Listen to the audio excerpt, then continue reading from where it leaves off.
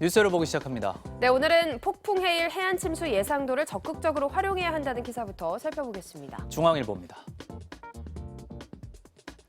현재 한반도를 향해 북상 중인 제11호 태풍 흰남노의 예상 진로는 2003년 9월 4조 원의 재산 피해를 낳은 태풍 매미와 유사하다는데요.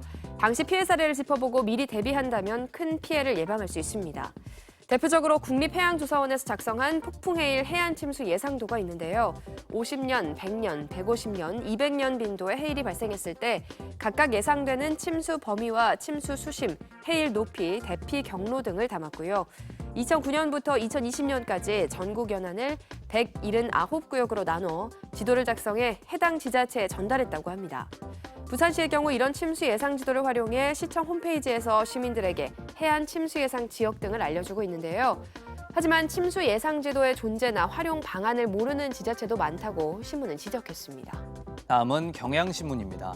집중호우로 침수 피해를 입은 서울 강남역 사거리 일대와 관악구 신림역, 도림천 주변 빗물바지 현황을 살펴봤는데요.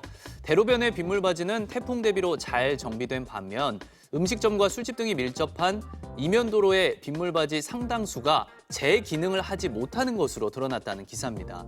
신림역 4번 출구 일대 30여 개의 빗물바지는 담배꽁초 같은 쓰레기로 막혀 있었고요. 일부 가게 앞에는 덮개나 음식물 쓰레기통이 놓인 채 방치돼 있다고 합니다. 이처럼 대로변을 벗어나면 여전히 빗물바지가 관리되지 않는 행정 공백이 드러난 만큼 내 집 앞 눈치우기처럼 시민 동참을 유도하는 방안과 잦은 집중호우에 대비해 빗물바지 크기를 키우는 등 근본적인 대책이 필요하다는 지적이 나옵니다. 이어서 동아일보입니다.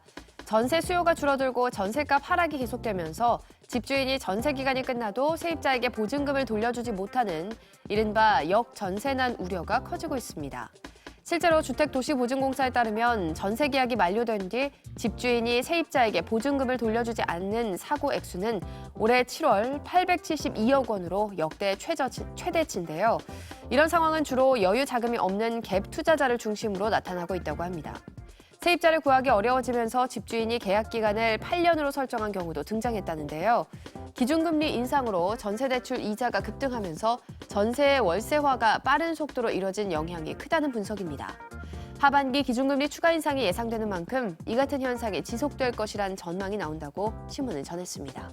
다음은 조선일보입니다. 우리나라 20대부터 40대의 대장암 발생률이 세계 최고 수준이라는 연구 결과가 나왔다는 소식입니다. 미국 콜로라도대 안슈츠 메디컬 센터 연구팀에 따르면 우리나라 20세부터 49세 대장암 발생률은 인구 10만 명당 12.9명으로 조사 대상 42개국 중 1위로 나타났는데요. 대장암 환자의 연평균 증가율도 4.2%로 가장 높았다고 합니다. 원인으로는 짧은 기간에 서구화된 식습관, 젊은 층의 비만 증가와 운동 부족, 경각심 부족에 따른 초진 지연 등이 꼽히는데요. 50세 이하라도 혈변, 빈혈, 가늘어진 변 등 의심 증상이 나타나면 대장암 검사를 받아야 한다고 신문은 전했습니다. 끝으로 경향신문입니다. 탄소세와 관련된 첫 정부 용역 보고서인 탄소가격 부과체계 개편 방안 연구를 분석한 기사입니다.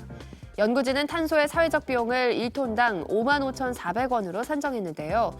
이를 지난해 배출한 온실가스 6억 7천여 톤에 적용하면 전체 사회적 비용은 38조 원에 육박합니다.